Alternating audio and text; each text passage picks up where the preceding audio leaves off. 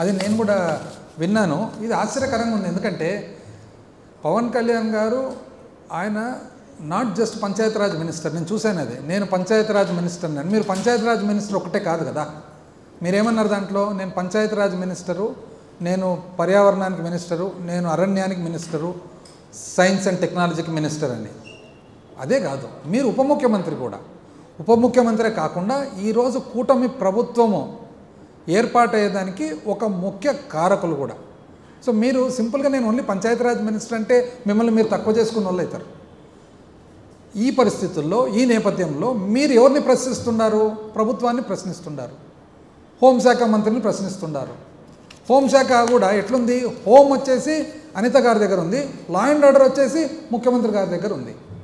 రెండు, హోం ఇక్కడ ఉంది, లా అండ్ ఆర్డర్ అక్కడ ఉంది. సో ఈ పరిస్థితుల్లో మీరు ఎవరిని ప్రశ్నిస్తున్నట్లు? మీరే అధికారంలో ఉన్నారు, మీరే ఉప ముఖ్యమంత్రిగా ఉన్నారు. మీరు మిమ్మల్ని ప్రశ్నిస్తున్నారా? మీరు మీ ప్రభుత్వాన్ని ప్రశ్నిస్తున్నారా? మీరు ప్రత్యేకంగా ఒక మంత్రిని ప్రశ్నిస్తున్నారా? ఒక ముఖ్యమంత్రిని ప్రశ్నిస్తున్నారా? ఒక పోలీస్ వ్యవస్థను ప్రశ్నిస్తున్నారా? మాకైతే అర్థం కాలేదు. ఎందుకంటే సొల్యూషన్ మీరు చెప్పాలి కదా. ఇప్పుడు ఒక తప్పు జరిగింది, ఏదైనా క్రైమ్ జరిగింది, అత్యాచారం జరిగింది, ఎవరు తీసుకోవాలి దాని మీద? మీరు 5 నెలలు అయిపోయి 6 నెలలు ఇప్పుడు ఎల్లకాలం గత ప్రభుత్వం అని అనలేము కదా. క్రైమ్ అనేది కంటిన్యూస్గా ఉంది. ఒక ప్రభుత్వం వలన ఇంకో ప్రభుత్వం క్రైమ్ అనేది ఎట్లా వస్తుందండి? క్రైమ్ అరికట్టేది ఎట్లా అని చూడండి, దానికి ఒక ప్రణాళిక చూడండి. అంతేగాని పోలీస్ వ్యవస్థ మీరెవరు పనిచేయడం లేదంటే వ్యవస్థ అంతా పనిచేయకుండానే పరిపాలన జరుగుతుందండి? పోలీస్ వ్యవస్థనే లేకుండా పరిపాలన జరుగుతుందా? ఎట్లా జరుగుతుంది? పైగా ఏది ఏమైనా కూడా మీరే కదా నిర్ణయం తీసుకోవాల్సిన వాళ్ళు. మీరు ఇప్పుడు 6 నెలలైనా కూడా ప్రశ్నలు వేస్తే ఎట్లండి? మీరు సమాధానం చెప్పాలా? మీరు మిస్ అవుతున్నారు. అపోజిషన్లో ఉన్నప్పుడు మనం ప్రశ్న వేస్తే పాలకులు సమాధానం చెప్తారు. కానీ మనమే పాలకపక్షంలో ఉన్నప్పుడు మనమే ప్రశ్న వేస్తే ఎవరు? ప్రజలు చెప్తారండి సమాధానం. ప్రజలు ప్రశ్న వేస్తే మనం చెప్పాలి సమాధానం. ఇప్పుడు అసెంబ్లీ ఎట్లా జరుగుతుంది?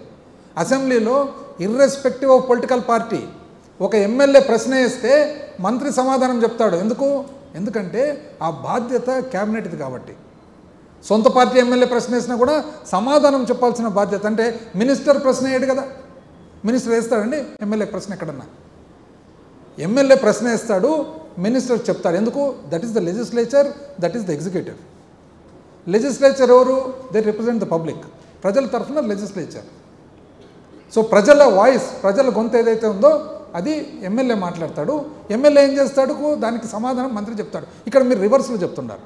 మీరే ప్రశ్న వేస్తే మంత్రిగా, మీరు మామూలు మంత్రి కూడా కాదు కదా, మీరు ఉప ముఖ్యమంత్రి. ఉప ముఖ్యమంత్రి కంటే కూడా మీరు ఈ కూటమి ప్రభుత్వంలో చాలా కీలకమైన పాత్ర మీది. కాబట్టి మీరు నేను ఓన్లీ పంచాయతీరాజ్ మినిస్టర్ అని చెప్పి తక్కువ చేసుకోవచ్చు. మీరు ఇమ్మీడియట్గా ఏం చేస్తారంటే ఎక్కడైతే మీ దృష్టిలో తప్పులు జరిగినాయి అన్నారో ఆ తప్పులు సరిదిద్దడానికి ఒక ప్రణాళిక. నేను ఇంకోటి కూడా విన్నాను దాంట్లోనే, 30,000 మంది ఆడపిల్లలు. మంచిది. ఎక్కడున్నారు మీరు? 6 నెలలు అయింది కదా వచ్చి. 6 నెలల్లో ఒక్కసారి 30,000 మంది మిస్సింగ్ పిల్లల పేర్లు కావాలి కదా. అసలు ఇప్పుడు 30,000 మంది మనం ఈ రూమ్లో ఉన్నాము, 5 మంది మిస్సింగ్ ఉండారంటే మిస్సింగ్ వాళ్ళ పేర్లు అడ్రస్ తెలిస్తే మనం పోయి ఎతికేదానికి. పేరు అడ్రస్సే తెలియకుండా ఎవరికోసం అంటే 30,000 మంది ఎవరికైనా ఎతుకుతాం. పోలీసు వాళ్ళందరూ అసలు మీరు పనిచేయడం లేదు, డీజీపీ పనిచేయడం లేదంటే డీజీపీలు పోలీసు వాళ్ళు ఎవరు పనిచేయకుండా లా అండ్ ఆర్డర్ నడుస్తుందండి? పైగా ప్రశ్న మీరు బయట పబ్లిక్లో అనకూడదు. మీరు రూమ్లో కూర్చొని డీజీపీ గారు ఏందండి, ఏం జరుగుతుంది, లెటస్ కమ్ టు అసమ్, ఇది అట్లా పబ్లిక్లో మీరంటే మీరు ఇంకా you are not in opposition అండి, యు ఆర్ నౌ రూలింగ్.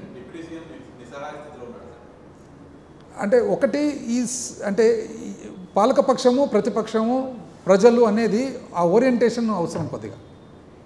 మనము ఇప్పుడు 6 నెలలు అయింది, మీరు పాలకపక్షంలో ఉన్నారు, మీరు ఇంపార్టెంట్ పోస్ట్లో ఉన్నారు. ఇప్పుడు మీరు సమాధానం చెప్పాలా, కానీ మీరే ప్రశ్న వేస్తే అంటే ఎవరు చెప్పాలా మీకు ప్రశ్నకు సమాధానం? కొంచెం ఓరియంటేషన్.